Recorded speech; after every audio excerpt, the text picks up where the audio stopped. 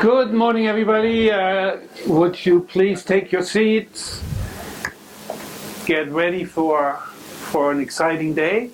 My name is Horst Stipp. I'm part of the research team at the ARF. I want to welcome you all to the Helen Mills Theater this morning. By the way, fun fact, Helen Mills, she was a patron of the arts. I had to Google that, so, to be educated.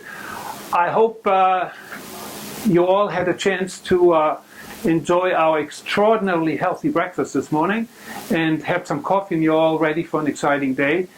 We have a great lineup of speakers, a great day. We're all very, very confident that you're really going to take valuable knowledge from this day today. I'm very, very pleased that Gayle Fuguitt is going to take us through the day today.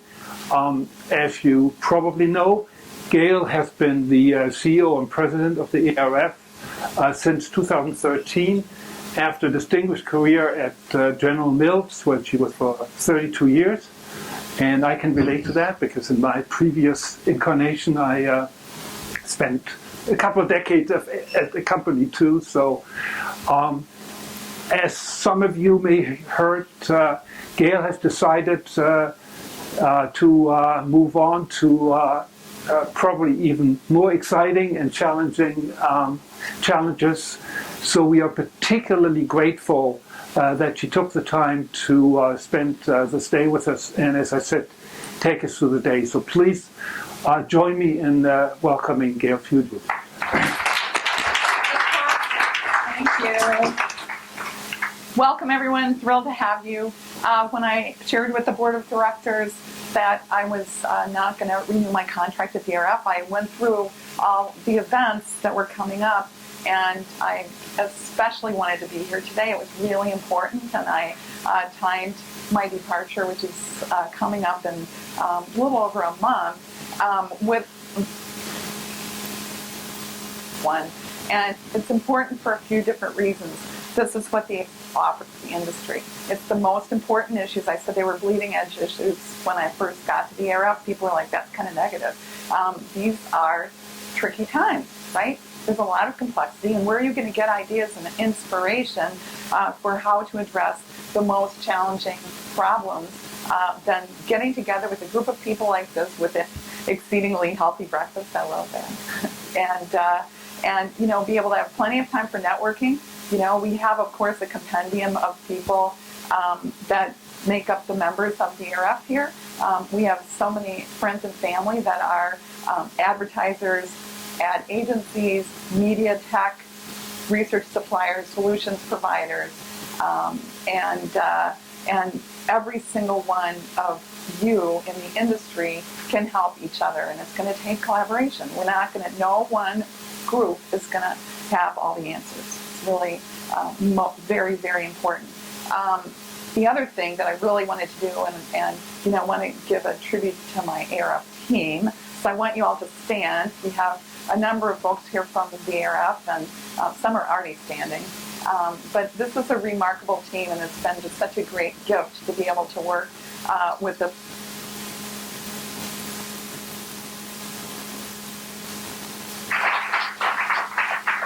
being able to build and curate that group of leaders is probably the most important part of my legacy. And maybe next to that is the $1 million piece of research that we did that unlocks $31 billion in growth that needs to be spent on brands, building brands instead of discounting. I have been able to do executive interviews thanks to Ms. Lean and others that found these remarkable leaders for me to connect with. And so today you're in for a real treat because a number of the speakers are people that I had the great gift of interviewing, and I'm going to introduce them in just a minute. But first I want to kick off the content. Look, over 50% of video content is viewed on your mobile device.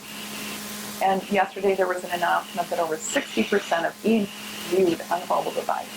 And then we all know that the way things are delivered on the mobile device isn't maybe keeping up with the consumer's consumption of content on the mobile device. So how are we going to unlock solutions?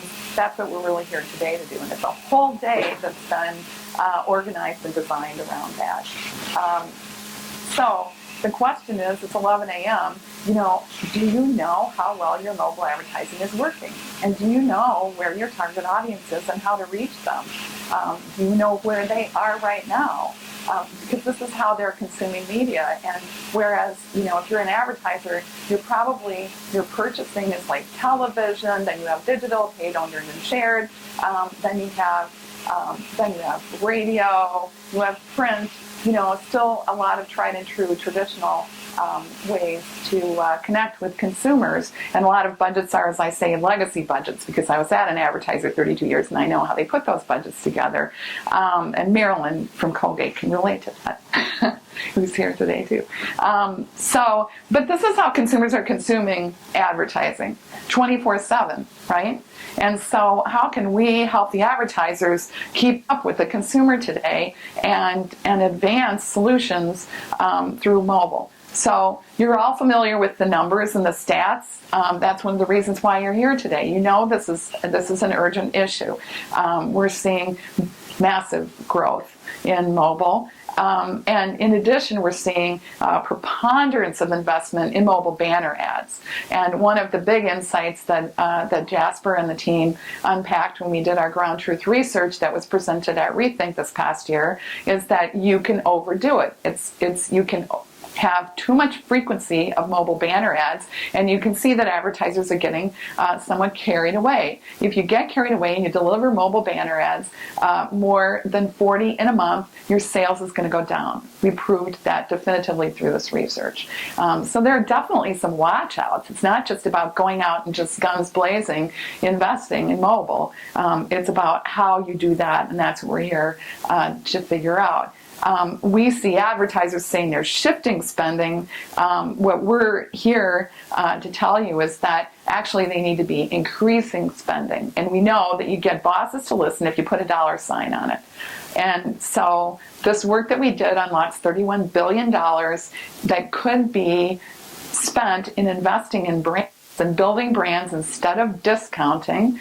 So it's not just the CMO, but it's the chief sales officer, it's the chief financial officer. It's basically saying you need to invest more money in advertising to connect with consumers. And if you add a platform in spending, so if you're already spending money on television and you add digital, if you're already spending on digital only and you add back television, you want to add radio, you want to add print. If you're spending in radio and print, you want to add in television, add a platform.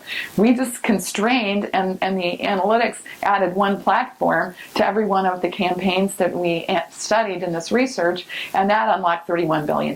So quite frankly, that's a very conservative estimate of what money is being left on the table today. It's really compelling. Yet we know, and we're going to hear our first speakers, you're extremely lucky, hear from Sarah Watson and Ben, her counterpart at Simpler. They're going to talk about the importance of creative. I know they are, because they're passionate about it.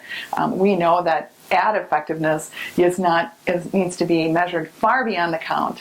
It needs to be really about how you get consumers' hearts to beat. It's one of the reasons why we believe in neuroscience. And you're going to hear from some fabulous neuroscientists today as well. We know that you need to set up a consistent strategy across all of the platforms and then customize to the platform.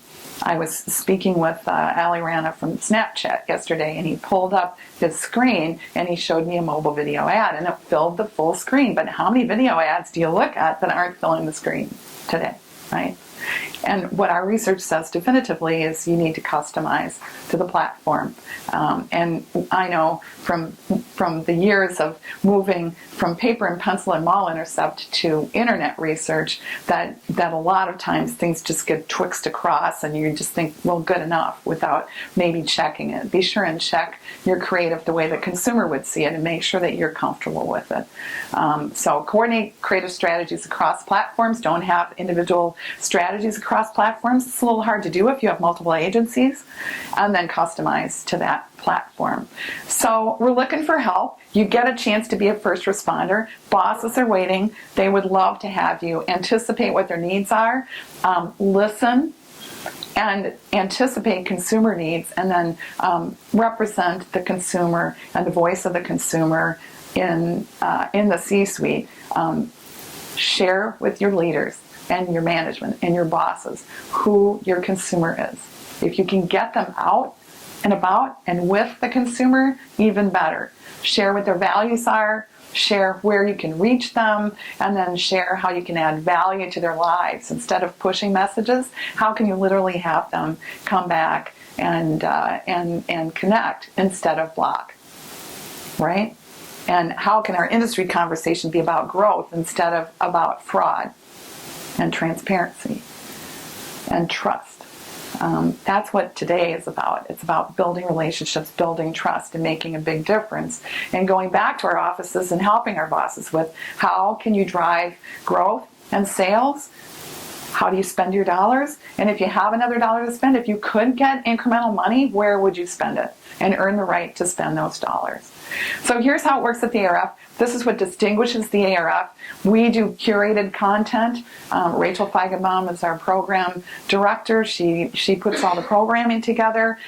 We have had I think this was about a 9-month time frame, 521 papers submitted, and we held 99 events, and we touched 9,000 different people. I'm not going to spend a lot of time talking about that. You can go on the website and find it. But the important thing to me, and it was my mark. My very first conference arguably is a picture of it. Was audience measurement 8.0. It was within 3 months of arriving. And what I did is I had them literally turn the house lights on. It never happened in a conference, right? You walk in, you sit at a table, and you or in theater style like this, and they turn the lights off, right? And it's pitch black, and then they preach. And I said, all right, we're going to turn the lights on. And I'm incredibly proud of having turned the lights on at the ARF, literally, and created stages for you to practice. Because Lord knows I needed to practice. I needed to learn how to speak. I was told you're not a dynamic speaker. Get away from the podium, right? I had this guy tell me, I was in a dress rehearsal, he's like, Gayle, this is bad. You're bad. Okay? So we get to practice.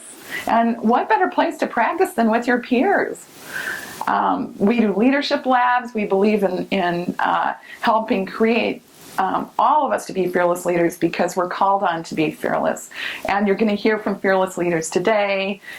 We want you to join us for dinner. It's a networking dinner, and it's sponsored by iHeartMedia and Kantar, and you're going to hear from those folks as well.